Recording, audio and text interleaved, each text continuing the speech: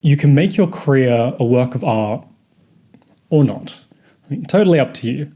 And one of the things that I notice frequently with people that have natural creativity, just creativity in their veins, they just need to make things, they just need to create things, is that they tend to leave this part of themselves out of their path, out of their career that they're pursuing.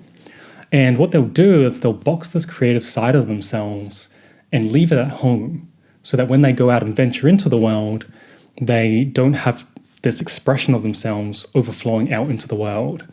And I find that this is really, really tragic. And not only is it tragic, but it can be avoided. And not only should it be avoided, but also if you bring this side of yourself, your creativity, into not only your creative works, but also the way that you engage and walk with life, it's actually going to serve you. It's going to aid you. It's going to help you move towards the place that you want to be living and the place that you want to be in this lifetime. And in studying different people's paths, and by the way, if you don't know who I am, my name is Joe Yulee. I'm a philosopher.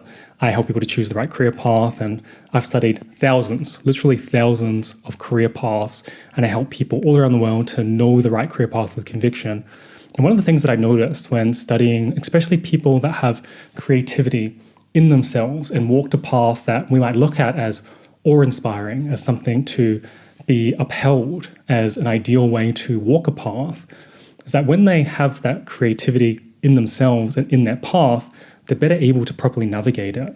So if you think about someone like a Charles Bukowski, think about this very famous poet that was at one time working at a post office, and he worked a lot of his life at that post office.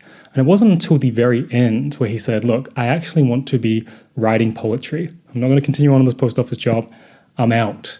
I need to be doing something that truly is aligned with myself. And hey, shit, if I go to Skid Row and I'm found in the gutter, it's worth it because I need to be putting pen to paper. That's what I want to be doing. That's what I need to be doing in order to properly connect with the deepest parts of myself and do the work that I feel called to do. And in that very act of moving and going into the unknown, treading into territory, and you've got to remember that kind of time period, nobody is taking those kinds of risks. No one is going to leave a very, very stable 9-to-5 job at a post office where they've spent the majority of their life at, and then say, you know what, I'm not going to see this out to retirement. And instead, I'm going to leave. And I'm going to leave, and I'm going to start doing poetry. I mean, the risk required and the courage required in that risk is tremendous, which is why him pulling that off is something that we uphold as like, whoa, this is awesome. But it required an act of, hey, I'm going to go ahead and create my own way of doing this. I'm going to go ahead and step into the unknown. I mean, that origin point is very much infected with creativity. If you look at another path, someone like Michael Jordan. So Michael Jordan, when he was coming back from, I think it was baseball, he ended up writing this infamous sentence to the press, letting them know that he was going to come out and return to the National Basketball Association, the NBA. And in doing that, he said just 2 words, and he sent it to the press, which was, "I'm back." And this line or this sentence became iconic in his return, and it was something that Bulls fans were just absolutely orgasming over because the person that they wanted to see play was coming back to play. And the very way in which he approached that could have been this big normal press conference where he sat down with everybody and said like, hey, I'm coming back to the NBA and you guys need to understand that this is the reasons that I did it. And he could have gone over this whole spiel. But what did he do? He just put two words out there and let everybody know that he's coming back in that kind of style. And it's very different from how anybody else approached it. Once again, showing how he was able to infuse his own creativity into his path, into navigating in a style in which he was able to come back in. Another path that comes to mind is Simone de Beauvoir. I mean, here we had somebody that began to bring out this alternative perspective, the female perspective on existentialism and her viewpoints on the other, specifically saying that, men in contrast to women, well, the woman was the other. They were the alternative. They were, the inferior. And she presented this view, and it was a radical view, and people had to be confronted with it and reinterpret how they saw women. And so she completely changed that trajectory. But in doing that, she had to approach it with saying like, hey, I'm going to begin to say the things that nobody else is saying. And potentially some people have noticed, but I'm going to have the courage not only to notice it, but to bring it forth so that everybody else can see it too. Once again, forging her way through writing a book, forging her way through making a particular move, which was a creative act. And so there are so many different choices that keep popping up as you start walking your career path. And you can, of course, just stay within the lines, continue on doing it how everybody else is doing it, and say, yep, I'm going to walk my path in the way that it should be walked. Or you can look at it with the approach of, hey, I'm instilled with creativity. Because I'm assuming if you're watching this video, if you clicked on this video, you're probably creative. If you have that sense of creativity, then why aren't you using it outside of the very mediums that you create in? Why aren't you using it on your career path?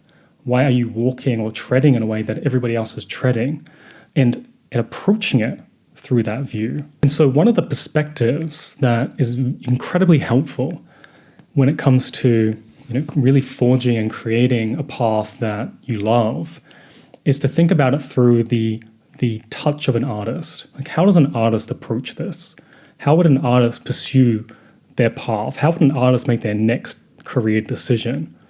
Would they say, okay, look, I'm going to get ready and prepped for the next interview in order to make sure that I get a salary rise? Or are they trying to sniff things out, or are they seeking inspiration so that they can make their next move that is born from that inspiration? Like, how do they approach their path? Are they designing it in a way that is different from how other people design it? Are they looking for things that aren't there, right? This is how it's done, and this is how no one's done it. Now, the artist is going to trend towards this is how no one's done it.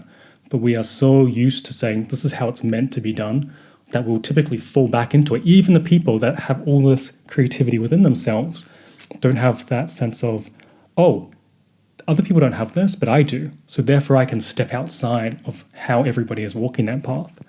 And just bringing in that sense of artistry, that sense of being allowed to not only be inspired, but to have the courage within that inspiration to try something different. And you'll be surprised, especially if you are somebody that can be inspired, just how much you can create and forge your own way in your path in a way where other people are like, how did you do that? How did you pull that off? And it's because you're following something, you're following a sense of what is beyond, what is potentially there. And in doing that, you find things that nobody else can find. And so this is why I say, you can turn your career into a work of art, or not. You can go ahead and walk the normal standard path that everybody else walks, or you can start to ask, okay, what's there? How would an artist approach this?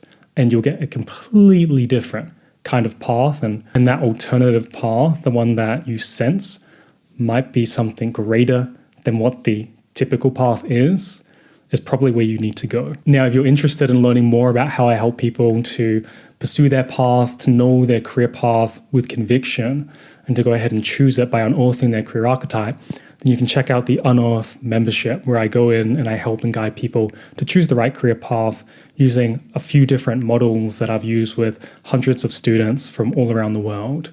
And I'll leave a link for that underneath this video.